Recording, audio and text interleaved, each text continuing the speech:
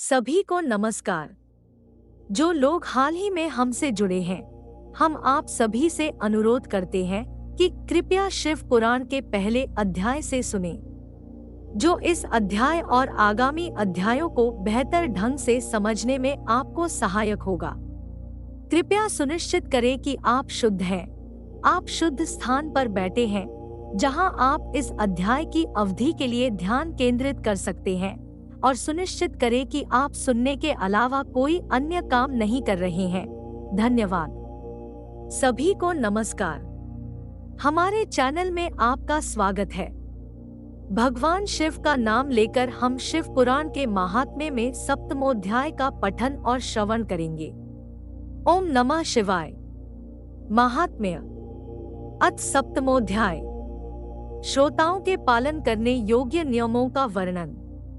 शौनकजी बोले, हे शिव भक्तों में श्रेष्ठ महाबुद्धिमान सूत जी, आप धन्य हैं जो कि आपने यह अद्भुत एवं कल्याणकारिणी कथा हमें सुनाई है। मुने, शिव पुराण की कथा सुनने के लिए व्रत धारण करने वाले लोगों को किन नियमों का पालन करना चाहिए, यह भी कृपा पूर्वक सबके कल्याण की दृष्टि से बताइए।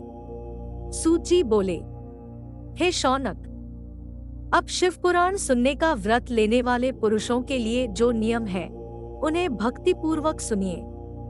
नियम पूर्वक इस श्रेष्ठ कथा को सुनने से बिना किसी विघ्न बाधा के उत्तम फल की प्राप्ति होती है। दीक्षा से रहित लोगों का कथा श्रवण में अधिकार नहीं है। अतः मुने, कथा सुनने की इच्छा वाले सब लोगों को पहले वक्ता से दीक्षा ग्रहण करनी चाहिए।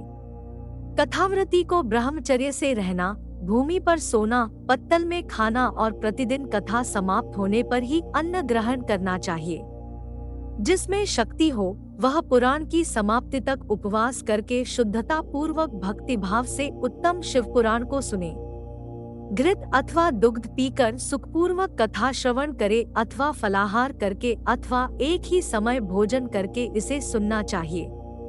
इस कथा का व्रत लेने वाले पुरुष को प्रतिदिन एक ही बार हविष्यान्न भोजन करना चाहिए। जिस प्रकार से कथा श्रवण का नियम सुखपूर्वक पालित हो सके वैसे ही करना चाहिए। कथा श्रवण में विघ्न उत्पन्न करने वाले उपवास की तुलना में तो मैं कथा श्रवण में शक्ति प्रदान करने वाले भोजन को ही अच्छा समझता हूँ। गरिष्ठ अन्न, दाल, जला अन्न, सेम, मसूर, भावदूषित तथा बासी अन्न को खाकर कथाव्रती पुरुष कभी कथा को न सुने। कथाव्रती को बैंगन, तरबूज, चिचिंडा, मूली, कोहड़ा, प्याज, नारियल का मूल तथा अन्य कंद मूल का त्याग करना चाहिए। जिसने कथा का व्रत ले रखा हो वह पुरुष प्याज, लहसुन, हींग, गाजर, मादक वस्तु तथा आमिष कही जाने वाली वस्तुओं को त्याग दे। कथा का व्रत लेने वाला जो पुरुष हो उसे काम, क्रोध आदि 6 विकारों, ब्राह्मणों की निंदा तथा पतिव्रता और साधु संतों की निंदा का त्याग कर देना चाहिए। कथा श्रवण का व्रत धारण करने वाला व्यक्ति रजस्वला स्त्री को न देखे, पतित मनुष्यों को कथा की बात न सुनाए, ब्राह्मणों से द्वेष रखने वालों और वेद बहिष्कृत मनुष्यों के साथ संभाषण न करे। कथाव्रती पुरुष प्रतिदिन सत्य, शौच, दया, मौन, सरलता, विनय तथा मन की उदारता, इन सद्गुणों को सदा अपनाए रहे। श्रोता निष्काम हो या सकाम, वह नियम पूर्वक कथा सुने। सकाम पुरुष अपनी अभीष्ट कामना को प्राप्त करता है और निष्काम पुरुष मोक्ष पा लेता है। दरिद्र, क्षय का रोगी, पापी, भाग्यहीन तथा संतान रहित पुरुष भी इस उत्तम कथा को सुने। काकवंध्या आदि जो 7 प्रकार की दुष्टा स्त्रियां है तथा जिस स्त्री का गर्भ गिर जाता हो, इन सभी को शिव पुराण की उत्तम कथा सुननी चाहिए। हे मुने, स्त्री हो या पुरुष, सबको यत्न पूर्वक विधि विधान से शिव पुराण की उत्तम कथा सुननी चाहिए। इस शिव पुराण के कथा पारायण के दिनों को अत्यंत उत्तम और करोड़ों यज्ञों के समान पवित्र मानना चाहिए। इन श्रेष्ठ दिनों में विधि पूर्वक जो थोड़ी सी भी वस्तु दान की जाती है उसका अक्षय फल मिलता है। इस प्रकार व्रत धारण करके इस परम श्रेष्ठ कथा का श्रवण करके आनंद पूर्वक श्रीमान पुरुषों को इसका उद्यापन करना चाहिए। इसके उद्यापन की विधि शिव चतुर्दशी के उद्यापन के समान है।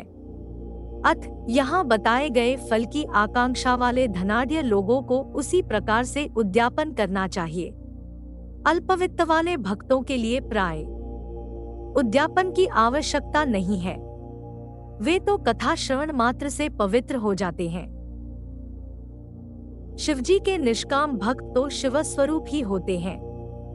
हे महर्षि, इस प्रकार शिवपुराण की कथा के पाठ एवं श्रवण संबंधी यज्ञोत्सव की समाप्ति होने पर श्रोताओं को भक्ति एवं प्रयत्न पूर्वक भगवान शिव की पूजा की भांति पुराण पुस्तक की भी पूजा करनी चाहिए। तदंतर विधि पूर्वक वक्ता का भी पूजन करना चाहिए।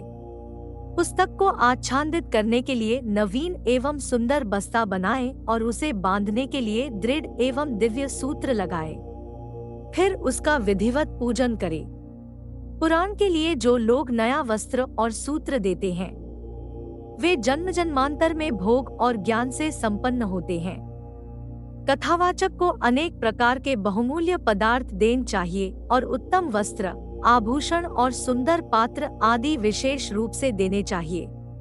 पुराण के आसन में जो लोग कंबल, मृगचर्म, वस्त्र, चौकी, तख्ता आदि प्रदान करते हैं, वे स्वर्ग प्राप्त करके यथेच्छ सुखों का उपभोग कर पुनः कल्प पर्यंत ब्रह्मलोक में रहकर अंत में शिवलोक प्राप्त करते हैं। मुनि श्रेष्ठ, इस प्रकार महान उत्सव के साथ पुस्तक और वक्ता की विधिवत पूजा करके वक्ता की सहायता के लिए स्थापित किए गए पंडित का भी उसी के अनुसार उससे कुछ ही कम धन आदि के द्वारा सत्कार करे। वहां आए हुए ब्राह्मणों को अन्नधन आदि का दान करे। साथ ही गीत, वाद्य और नृत्य आदि के द्वारा महान उत्सव करे। है मुने, यदि श्रोता विरक्त हो तो उसके लिए कथा समाप्ति के दिन विशेष रूप से उस गीतांग का पाठ करना चाहिए, जिसे श्री रामचंद्र जी के प्रति भगवान शिव ने कहा था। यदि श्रोता गृहस्थ हो तो उस बुद्धिमान को उस श्रवण कर्म की शांति के लिए शुद्ध हविष्य के द्वारा होम करना चाहिए। हे मुने, रुद्र संहिता के प्रत्येक श्लोक द्वारा होम करे अथवा गायत्री मंत्र से होम करना चाहिए, क्योंकि वास्तव में यह पुराण गायत्रीमय ही है। अथवा शिव पंचाक्षर मूल मंत्र से हवन करना उचित है। होम करने की शक्ति न हो तो विद्वान पुरुष यथाशक्ति हवनीय हविष्य का ब्राह्मण को दान करे। न्यूनातिरिक्त तारूप दोषों की शांति के लिए भक्ति पूर्वक शिव सहस्त्र नाम का पाठ अथवा श्रवण करे। इससे सब कुछ सफल होता है, इसमें संशय नहीं है, क्योंकि तीनों लोकों में उससे बढ़कर कोई वस्तु नहीं है। कथा श्रवण संबंधी व्रत की पूर्णता की सिद्धि के लिए 11 ब्राह्मणों को मधुमिश्रित खीर भोजन कराए और उन्हें दक्षिणा दे। मुने, यदि शक्ति हो तो 3 पल 12 तोला सोने का एक सुंदर सिंहासन बनवाए और उस पर उत्तम अक्षरों में लिखी अथवा लिखाई हुई शिव पुराण की पुस्तक विधि पूर्वक स्थापित करे। तत्पश्चात पुरुष आवाहन आदि विविध उपचारों से उसकी पूजा करके दक्षिणा चढ़ाए। तदंतर जितेंद्रिय आचार्य का वस्त्र, आभूषण एवं गंध आदि से पूजन करके उत्तम बुद्धि वाला श्रोता भगवान शिव के संतोष के लिए दक्षिणा सहित वह पुस्तक उन्हें समर्पित कर दे। है शौनक, इस पुराण के उस दान के प्रभाव से भगवान शिव का अनुग्रह पाकर पुरुष भवबंधन से मुक्त हो जाता है। इस तरह विधि विधान का पालन करने पर श्री संपन्न शिव पुराण संपूर्ण फल को देने वाला तथा भोग और मोक्ष का दाता होता है। हे मुने, मैंने आपको शिव पुराण का यह सारा महात्म्य, जो संपूर्ण अभीष्ट को देने वाला है, बता दिया। अब और क्या सुनना चाहते हैं?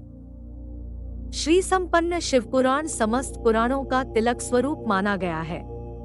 यह भगवान शिव को अत्यंत प्रिय, रमणीय तथा भवरोग का निवारण करने वाला है। जो सदा भगवान विश्वनाथ का ध्यान करते हैं, जिनकी वाणी शिव के गुणों की स्तुति करती है और जिनके दोनों कान उनकी कथा सुनते हैं, इस जीवजगत में उन्हीं का जन्म लेना सफल है। वे निश्चय ही संसार सागर से पार हो जाते हैं। भिन्न भिन्न प्रकार के समस्त गुण जिनके सच्चिदानंदमय स्वरूप का कभी स्पर्श नहीं करते, जो अपनी महिमा से जगत के बाहर और भीतर वाणी एवं मनोवृत्ति रूप में प्रकाशित होते हैं, उन अनंत आनंद घनरूप परम शिव की मैं शरण लेता हूँ। इस प्रकार श्री स्कंद महापुराण में सनत कुमार संहिता के अंतर्गत श्री शिव पुराण के श्रवण व्रतियों के विधि निषेध और ग्रंथ तथा वक्ता के पूजन का वर्णन नामक 7वां अध्याय पूर्ण हुआ। हमारे साथ जुड़े रहने के लिए धन्यवाद।